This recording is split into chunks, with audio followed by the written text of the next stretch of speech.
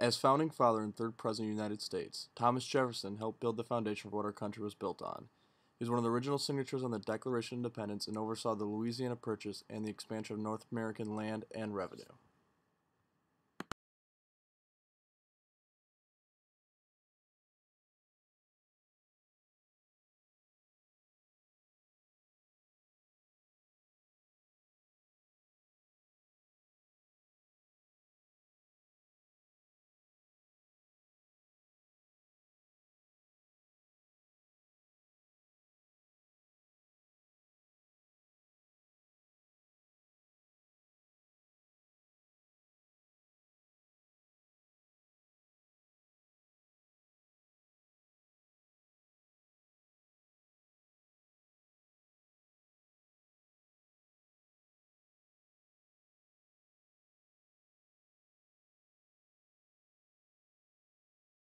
Today we're going to talk about a humble series of 2 volumes that came out in 1788. We call them the Federalist Papers, although they weren't called the Federalist Papers when they were released. They were called the Federalist, a collection of essays regarding the adoption of the new Constitution. This is really the story of Alexander Hamilton, James Madison, and John Jay, and the struggle to bring the American population, the colonial population, or the American population, under the arc of a single Republican Constitution.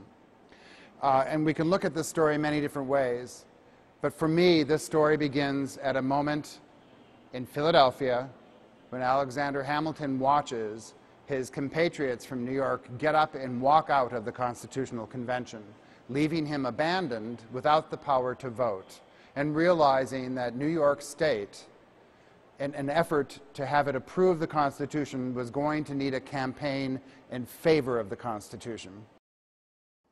During the late 1800s, the United States went through a tumultuous financial times.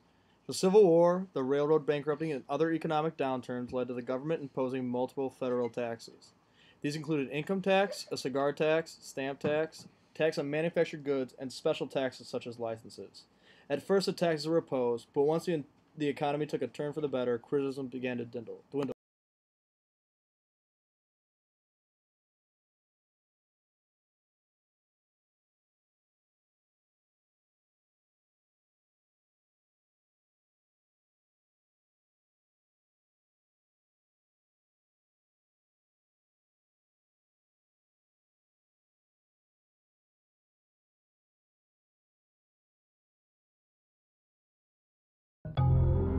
The year was 1913.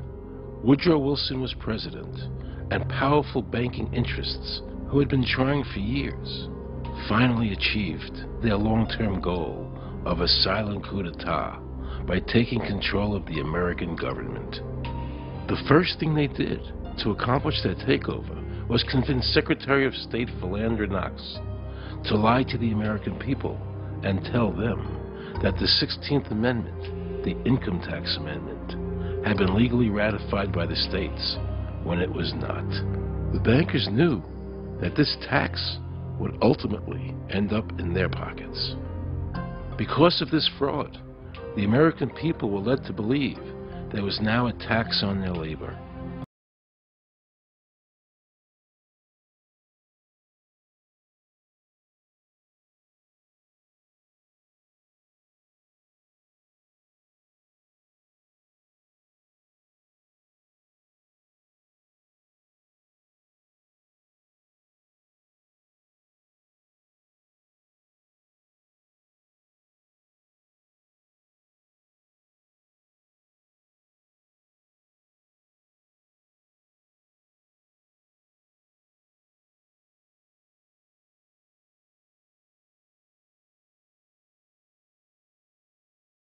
Ronald Reagan created a new type of financial beliefs called Reaganomics.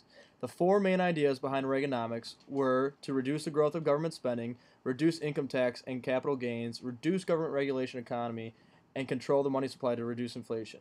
With the use of the 4 pillars of Reaganomics, he was able to lower the income tax on American citizens.